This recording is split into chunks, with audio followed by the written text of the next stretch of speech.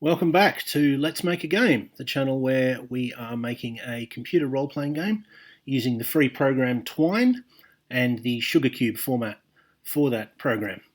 Now, so far, we've had the player make choices by clicking on a particular thing, either some text or a picture.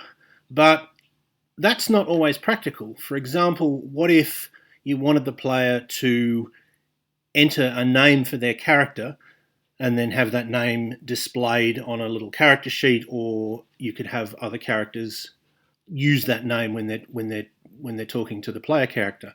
You couldn't really have every possible name. I suppose you could have every possible letter, but it would be very tedious to sort of click on each letter one at a time. So we need another way to have a sort of freer input, and that's what I'm going to show you today.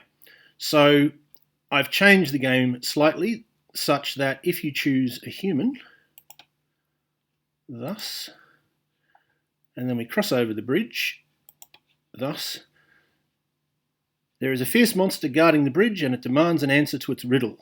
Cut me and I heal at once. What am I? And you say, I don't know, and click that to give your answer and say, you're wrong. The monster throws you to your death. All right, well, let's start again.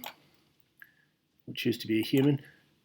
Cross over the bridge, and it asks you the riddle, and this time let's say you guess the correct answer, which is water, and it says you are right, the monster lets you cross the bridge. So that's an example of how we could do it. Now let's look at how I did it. I'll get into the code, which is there. So there's sort of two bits of code. We have one bit of code that gives us the window that the player can type into, and there's another one that creates the button. Obviously, you need both. So let's go down to the relevant part.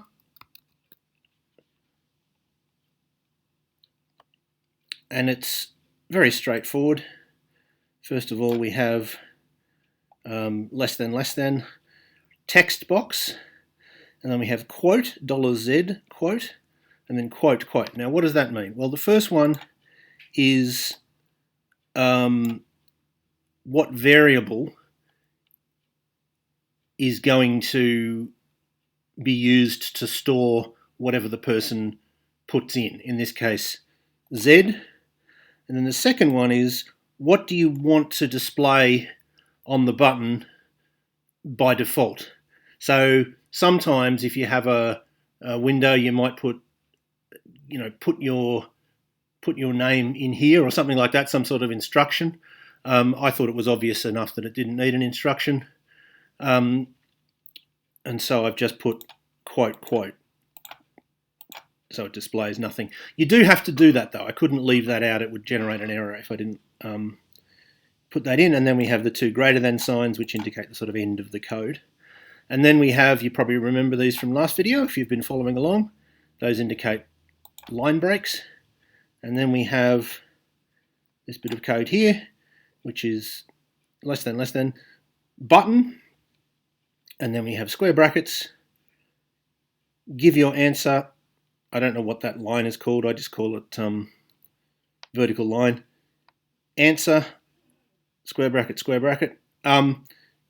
This works the same as links do. I suppose it is a link.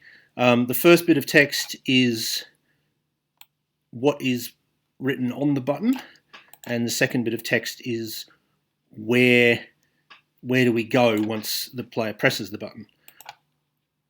And as with other links, you could have the same, just one bit of text, which is both displayed and is the name of the page where it goes. And then we have greater than to close it off. And then you need to do this, which is less than slash button greater than. Slash often means sort of the end of a particular bit of code.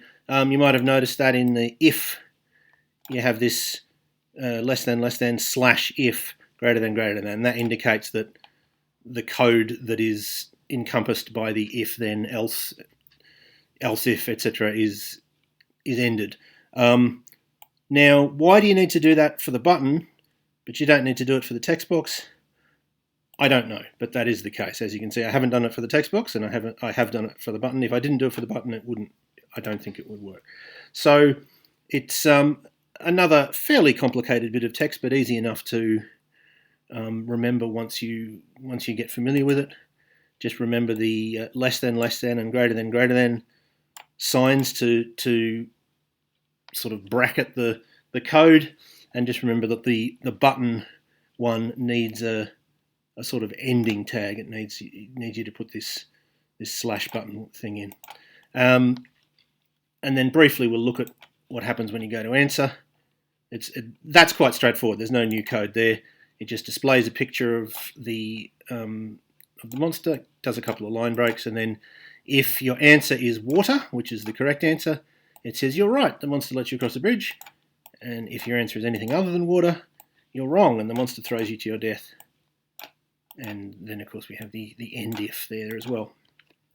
Now, you might say, well, that's very cool and all, but what happens when the player plays the game another time? It's just going to ask the same riddle, and once they know what the answer is, it's not going to be fun. Or even if they just don't know the answer, they're just going to keep getting asked the same question that they don't know the answer to, and that won't be fun either. And you're absolutely right. And in the next video, we're going to cover how you can have more than one possible riddle. So, as always, I hope that was useful, and I hope you will tune in next time.